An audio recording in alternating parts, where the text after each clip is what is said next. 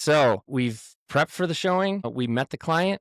We want to get a little more in depth on the actual showing and giving you some practical tips and tricks to crush it with meeting this client for the first time. What are some things you do, Braden, when it comes to earning the trust and earning the right to be their advisor as you go through that first showing? Yeah, I think most importantly, making a friend. So Yeah. going back to MAFHAF Yeah. Make a friend. Make a or friend. or Ford, especially first time meeting them, discovering what they're looking for, why they're out looking at houses. Yeah.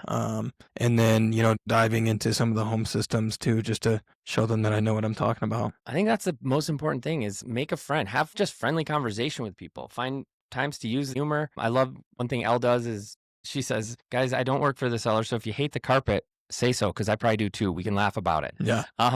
Find those opportunities. When we do home systems and construction training, I always try to reiterate that it's important to have 2 to 3 things both inside and outside the house that you can use to help you sound more knowledgeable. Yeah. And Right? some of these things, what do you bring to your showings or, At advise? least a marble, a flashlight at the minimum. Yeah. Whether I pull out the marble or not, I will pull out the flashlight every single time. I don't even care if you don't know what you're shining it on. When you get in that utility room, pull out your flashlight, shine it up at the ceiling. If you don't know what to talk about, talk to me. We'll go look at some houses together. Talking about copper pipes touching other metals, right? Talking about hanging walls, talking about the age of the furnace and the water heater. Does it have a TPR valve and is the pipe connected to it? Is it sitting in a pan? There are so many things you can talk about. Open the electrical panel. Talk about, is it at capacity? Are there any knockouts missing? Like all of this is stuff that helps you sound like you know what you're talking about. Right? Yeah. We're not the inspector, but we know enough to be dangerous at houses. I love the exactly what to say. What do you know about this? So like opening a utility room or you see a tankless water heater, I ask my clients every time, do you guys know what this is? Yeah. And then like you get to nerd out Right? on them. So When you open that utility room, say, all right, what do you guys know about what's going on in this room? Yeah. And you're going to have a laugh about it in one way or the other. Yeah. Like they're going to either get to feel like they know their stuff and great. That's what's important. They feel smart. They feel like they know it. And if they say, that's what you're here for, perfect. That's when you provide your value. Yeah. Right? If they don't know about it, you do. And that's part of getting there early too, is identifying those 2 to 3 things. To me, the easiest ones outside the house, look at just the general slope of the ground as it comes up to the house. Look at downspouts, downspout extensions, any windows that have fogginess in them.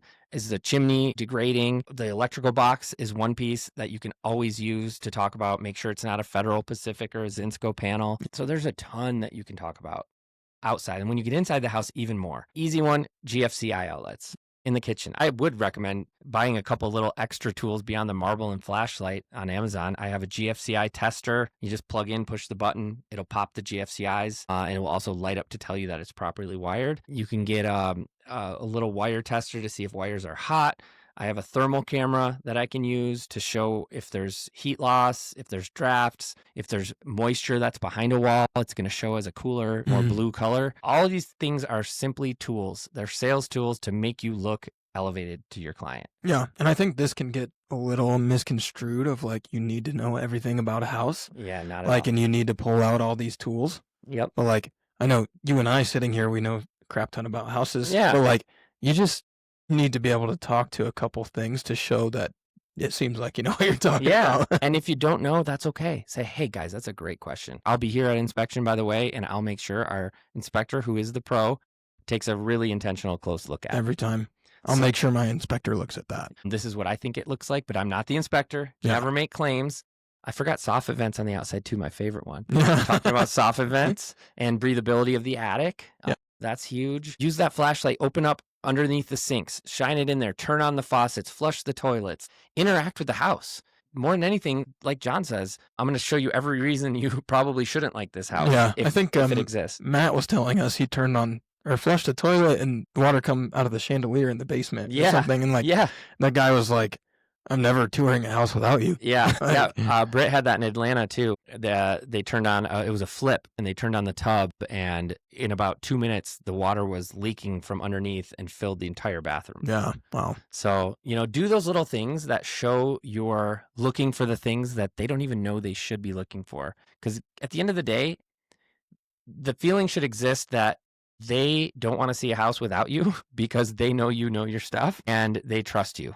Favorite equation, and I weave into a lot of the training we do, is knowledge plus authority equals trust. The first showing is your best opportunity to show and convey all of those pieces. Your Yeah. knowledge about home systems, about the neighborhood, about the stats, your authority, which is simply the way you show up, the way you greet the client, the way you say how this is going to go, the way you conclude in the kitchen. That's your authority, right? It's the fine line of arrogant versus confident, and walking that line. And inherently, when you do those things well, people will trust you. I think to tee up the next video we got here, an awesome way to interact at a showing is if people are asking you questions, especially regarding like inspections or something. Yeah. So, so what does that look like? What does that inspection process look like?